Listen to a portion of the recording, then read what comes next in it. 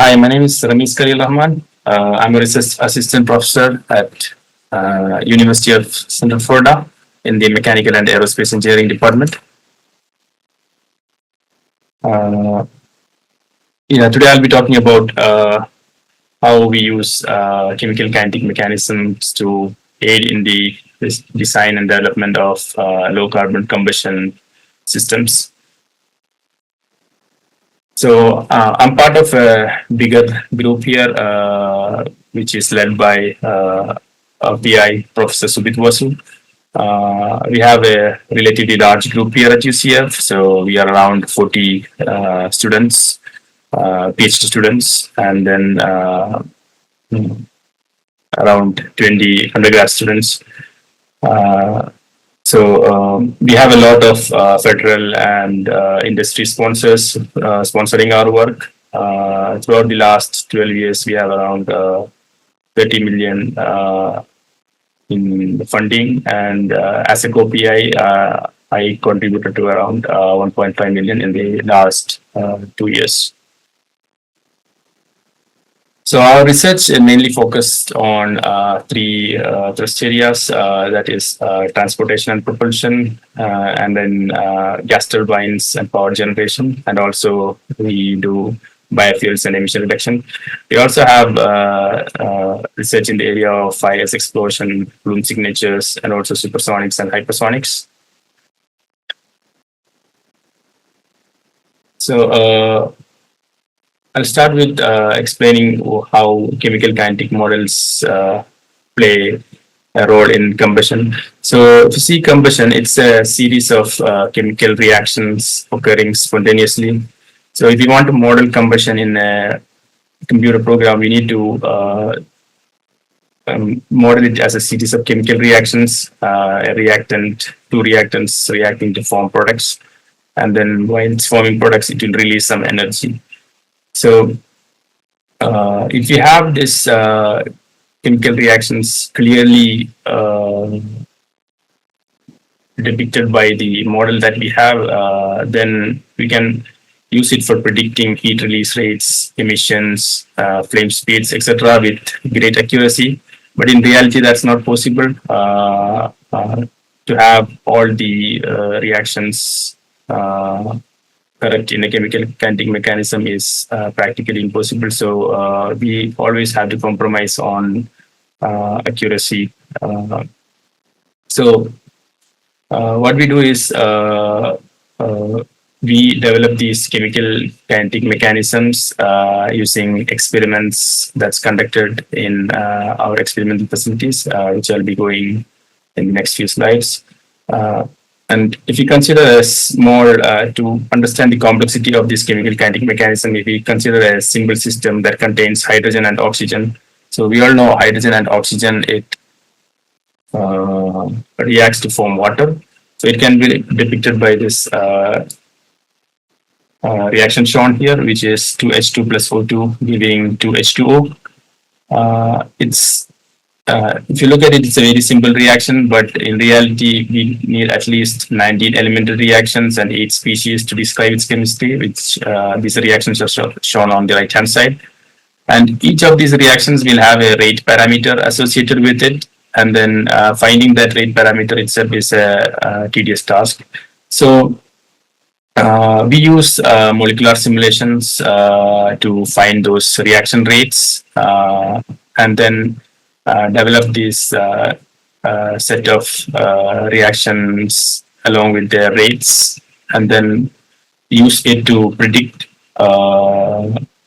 heat release rates and other properties during combustion.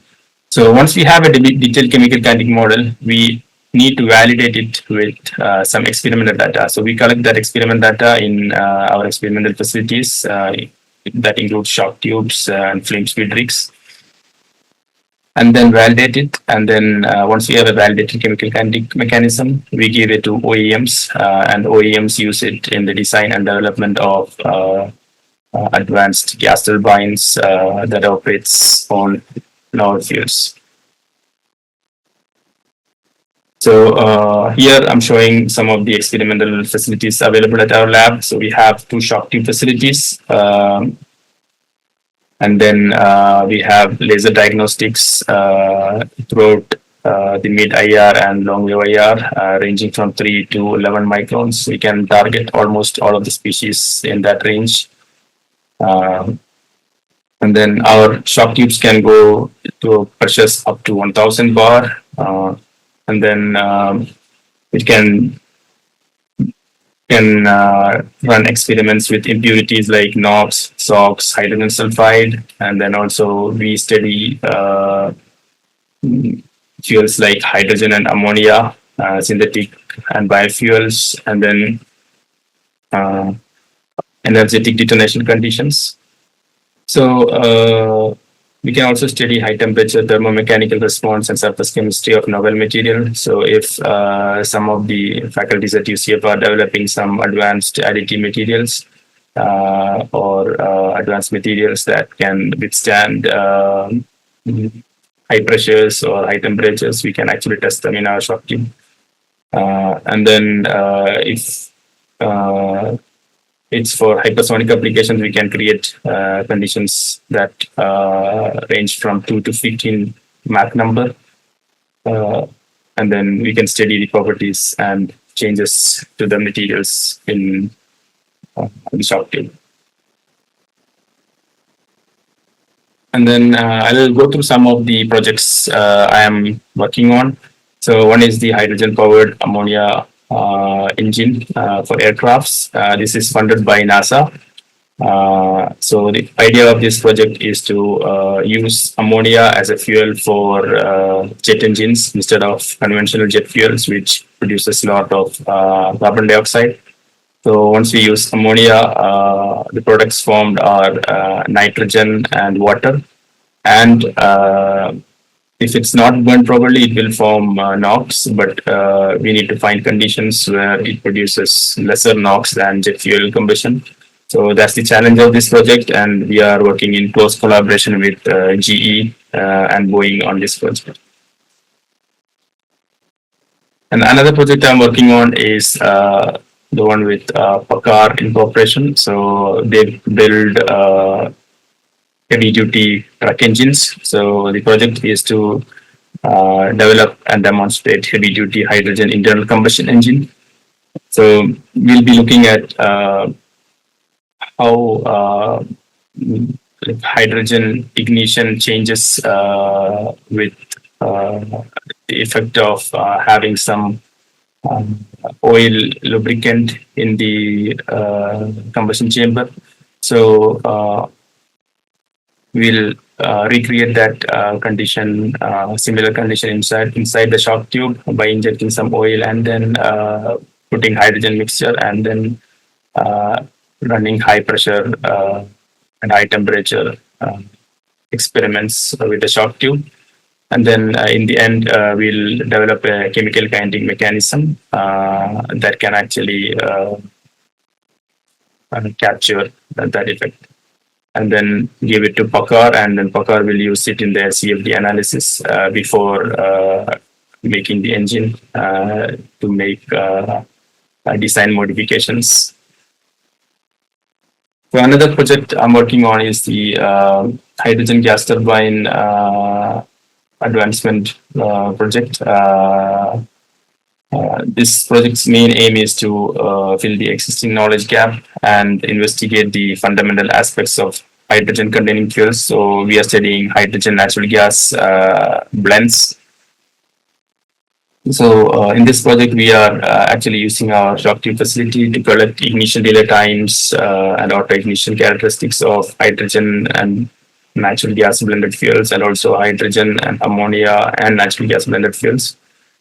So we collect these ignition delay times, we collect species type histories, and we collect flame speed measurements, and then use this data to validate chemical kinetic models. That is also created by using some of the reactions are from quantum chemistry calculations. So and validate this chemical kinetic models with the experimental data. And once we have this validated chemical kinetic models, we use it in CFD codes. and the ultimate game is to ultimate goal is to reduce NOx and also have the modern predict flashback and extinction, and also this will help in design of fuel flexible and efficient combustors. So one of the past work I worked on is to develop counter weapons of mass destruction. So this was a project in collaboration with DITRA, and this was also my PhD thesis project. So what we studied here was there are many stockpiles of nerve gases that's left over from World War II. So once we find that, we need to dispose them off safely. So the idea is to find high temperature and pressure conditions in which you have to incinerate or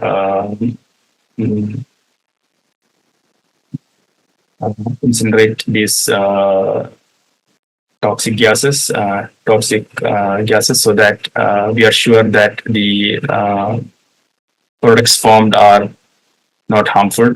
So on the right hand side, you can see a complex reaction pathway for one of the simulant used in this project, which is the isopropyl methyl phosphonate.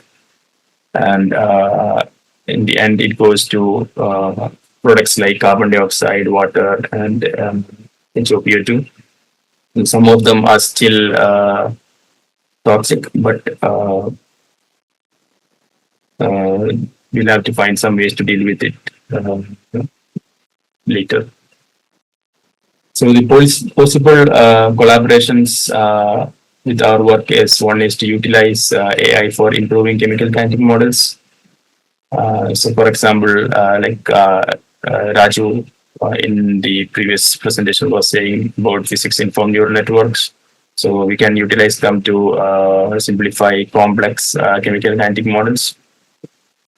And then another one is with high fidelity molecular simulations. So we use molecular simulations and quantum chemical simulations to estimate reaction rates and transport properties of reactions and chemical species. So if someone is having expertise in that area, we are ready to collaborate. And then another one is to utilize AI for identifying the ground state and transition state in molecular simulations faster. And then another possible collaboration is in atmospheric chemistry problems. If some group working on atmospheric chemistry has to study, for example, fate of a chemical in the atmosphere, like for example, ozone's reactions with hydrogen sulfide, we can actually study those reactions in our shock tube, creating similar scenarios. And then others will be to test some newly made materials like by additive manufacturing or something to withstand high pressure, high temperature conditions. That's all. Thank you for listening. If you're for collaborations, you can reach out to me or to Process. Would be awesome. Thank you. Thanks, everyone.